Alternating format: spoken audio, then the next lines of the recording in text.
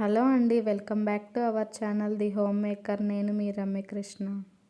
ఈరోజు video recipe అండి, కొత్తిమీర రోటి పచ్చడి. దీన్ని ఈజీగా సింపుల్గా చేయొచ్చు.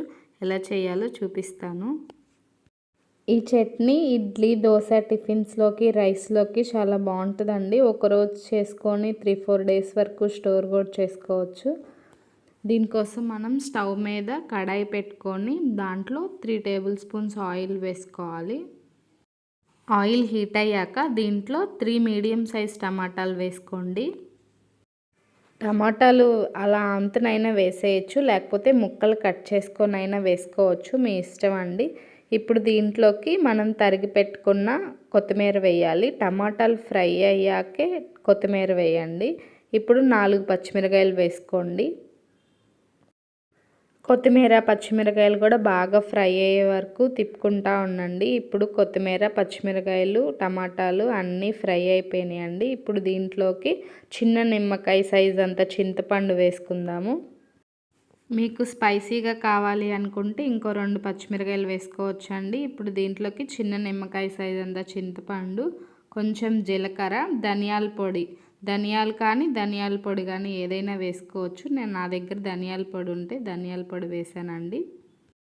ఈ మసాలాలన్నీ వేసిన తర్వాత 2 సార్లు కలిపేసుకొని ఒక 2 మినిట్స్ హీట్ అవ్వనివ్వండి. ఇప్పుడు మనం దీంట్లోకి 4 చిన్నులపై రెబ్బలు వేసుకుందాము. తర్వాత రుచికి సరిపడినంత సాల్ట్ వేసుకోండి.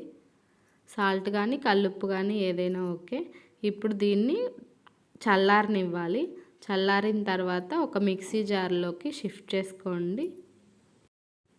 మరీ పేస్ట్గా కాకుండా కొంచెం కచ్చా పచ్చాగా మిక్సీ వేసుకోండి. ఇప్పుడు మన ఎమ్మి కొత్తిమీర పచ్చడి రెడీ అయిపోయిందండి.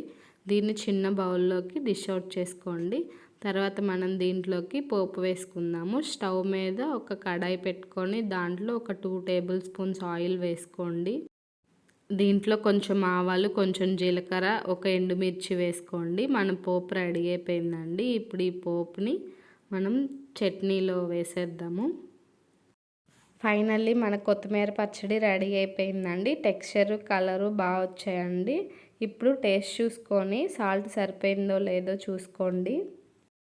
ఫైనల్ టచ్గా కొత్తిమీర కొంచెం పైన వేసుకుందాము. దీంట్లోకి ఉల్లిపాయ తరిగి వేసుకోండి. చిన్న సైజు ఉల్లిపాయ ముక్కలుగా తరిగి వేసుకోండి. అన్నంలో కలుపుకొని తింటుంటే మధ్యలో ఈ ఉల్లిపాయలు తగులుతాయండి. భలే ఉంటుంది, సూపర్ ఉంటుంది టేస్ట్.